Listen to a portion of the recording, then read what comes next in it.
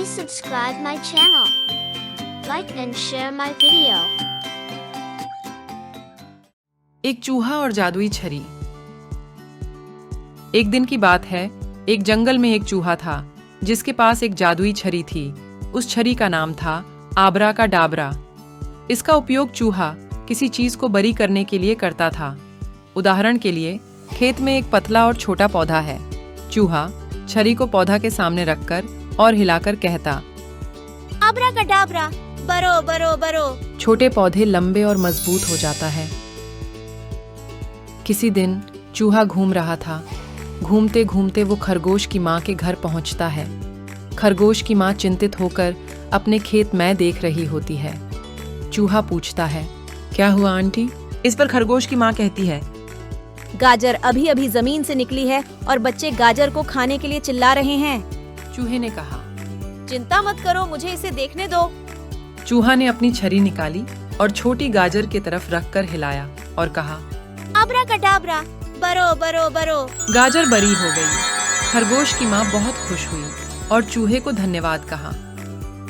एक दिन चूहा, शेरू और खरगोश मैदान में खेल रहे थे। अचानक भारी बारिश होने लगी तो तीनों वहां से भागने लगे।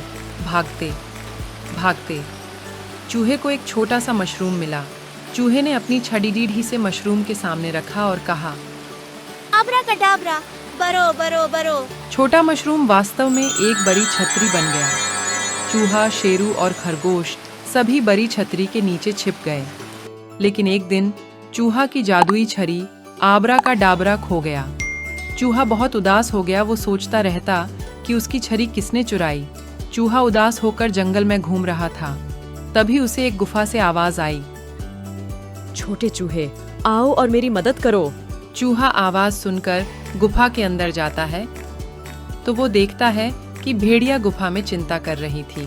वो भेड़िया बहुत बड़ी हो गई है।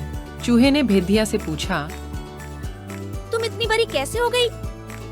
मैं तुम्हारे छरी को आजमाना चाहता था, तो मैंने तुम्हारी छरी चुरा ली और छरी को अपने पैर में सटाकर कहा, आबरा का डाबरा, बरो बरो बरो, और मैं इतना बड़ा हो गया।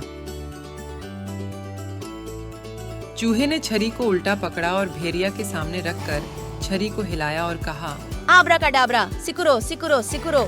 और जैसा कि हम लोग जानते थे, भेड़िया फिर से छोटा हो गया। चूहे को पता था कि छरी को उल्टा रखकर बोलने से वह चीज को सिकोड़ देगी।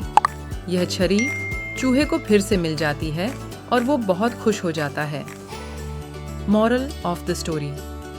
तो बच्चों, हमें इस कहानी से ये सीख मिली कि हमें बिना पूछे किसी का सामान नहीं लेना चाहिए और ना ही उसका उपयोग बिना जाने करना चाहिए, क्योंकि बिना पूछे और बिना जाने किसी चीज को लेने और उपयोग करने से उसका नुकसान हमें ही उठाना पड़ता है।